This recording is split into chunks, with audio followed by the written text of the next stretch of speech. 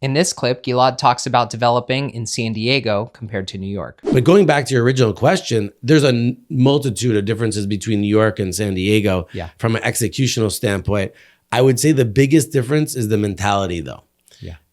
Which we've talked about. We just talked about it. Yeah. Oh my God, ad nauseum. Yeah. The San Diegan, they are not so laid back. They are so laid back, and they are not motivated by money. Yeah. They are not. You could just tell, at the end of the day, their work-life balance or their balance in their life supersedes any amount of money you could throw at them. Yeah. Where in New York, it's just totally a different story. Yeah. How can we pay to expedite this? Here's a problem. How much money do you need so I can make this problem go away? Yeah. Doesn't work like that in San Diego. Yeah, exactly It's how you got to be friends with them. You got to massage the situation. Yeah.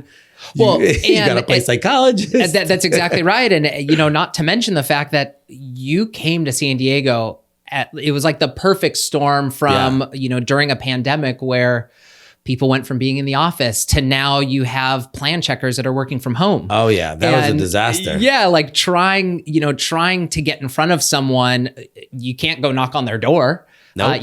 Their front door of where they live. And so, I just remember that being like, oh my gosh, we are trying and we're pushing and there's literally, you're like, this is wild. And actually we did a lot better than most. I mean, it took us 11 and a half months to get permitted, from when our submission was on 8th Avenue as an example. But I heard of people going 18 months, we were calling these reviewers and having meetings with them. But again, I mean, that's, the psychology again is the biggest difference.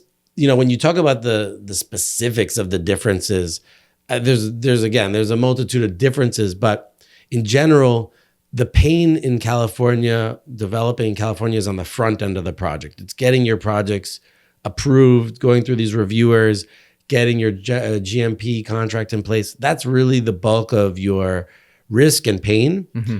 Whereas in New York, your risk and pain is actually during the construction. That's interesting. That's the difficult part in New York because it's so dense. Logistics are a nightmare in New York. It's way more cutthroat as far as these subcontractors. So you're fighting for this labor that's dispersed through a very densely populated city. Yeah. But in San Diego, once you get to the construction, it's a smooth sailing. It's a much smoother process. So which do you prefer? Harder on the front or harder on the back end, I guess? Well, I definitely prefer San Diego. I prefer the harder on the front end, but more specifically, I prefer how contracts are structured in San Diego. Yeah. That's one of the huge advantages here. Yeah.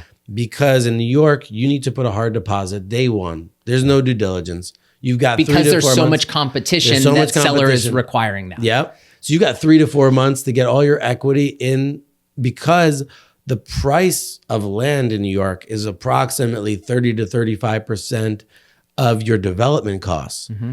And that means approximately when you get a loan, people want different leverages, but usually it's around 30 to 35% equity. Yeah. What that means is basically within that first 4 months, when you close on that land, you need all the capital. Yeah. And so that makes it a lot more challenging to structure a deal where here you can get a year and a half typically in your contracts. You could bring a small amount of equity for a deposit and for design, and then just bring your equity later that you're raising over the course of a year. So it's much easier to structure contracts here. And, being that I'm not intimately familiar with New York the same way, but from what you're saying, it sounds like the ideal scenario, by doing it here in San Diego is you have your due diligence phase.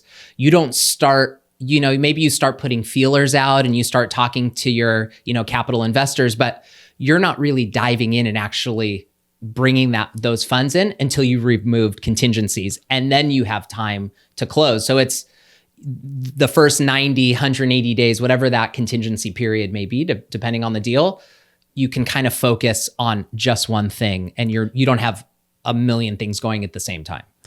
Yes. I mean, again, it's definitely easier from a structuring of a contract because of all the things you mentioned. Yeah. And then, the way we structure it, we usually have a tranche A and a tranche B. So we're able to, that call it first phase of money is at a higher risk because you are dealing with the city and getting things approved.